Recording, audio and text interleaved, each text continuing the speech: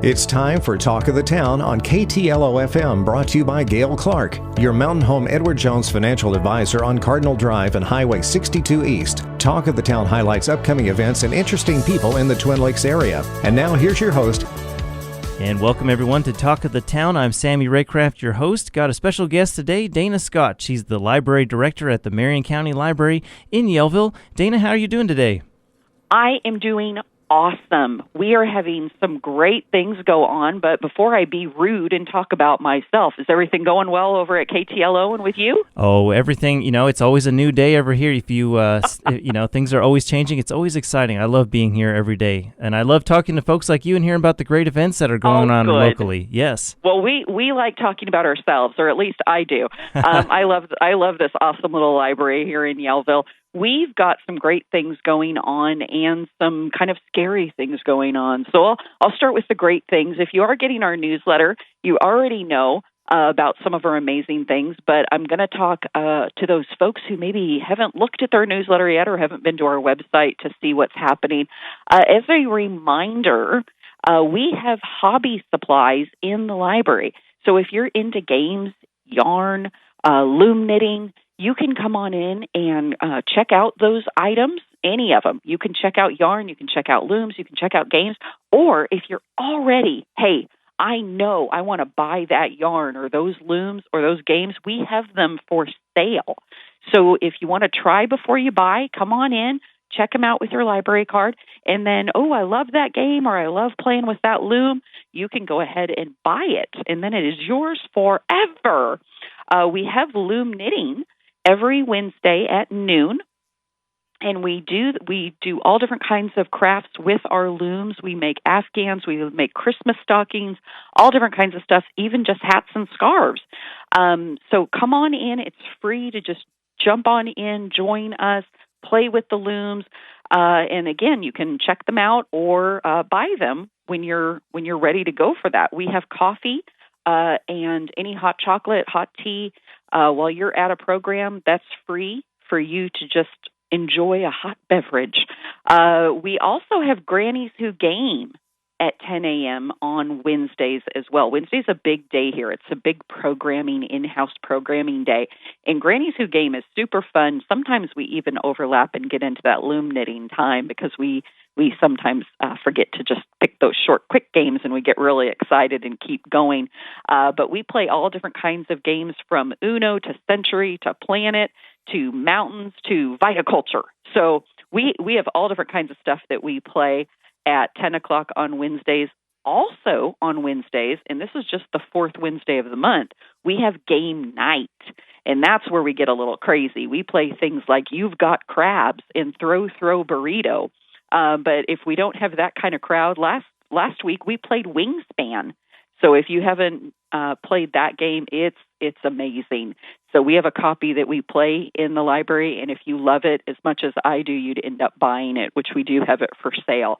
And we have some great deals on those games. Those are not, we're going to probably beat a lot of those prices that you'd see at game stores and even on Amazon. So come on in and check us out. We've got some great stuff going on.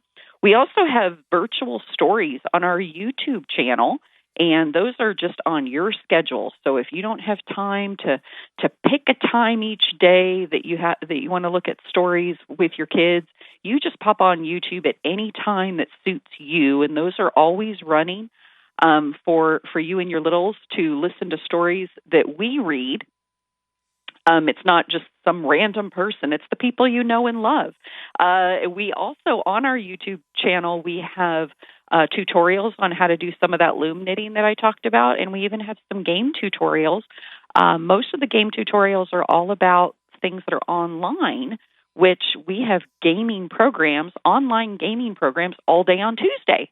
So all those virtual programs, if you want to learn how to play those games and you maybe can't come into the library, we can get you set up right online and show you how to do that through Discord and through Board Game Arena.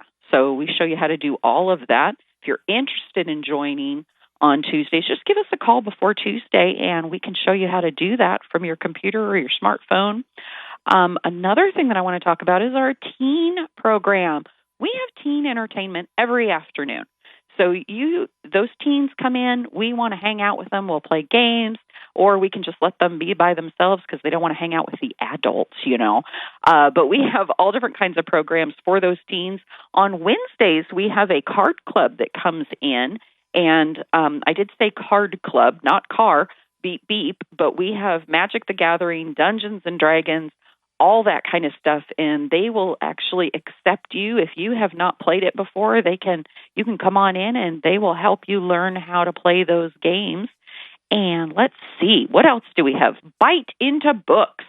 Fourth Wednesday of the month, fourth Wednesday of the month, which is the same day as game night. We have Bite into Books, and we have a book chat book that you can come in, check out, and we discuss it with, again, hot cocoa, tea or coffee. It's all provided, and some great conversation. We get into some really fun stuff going on.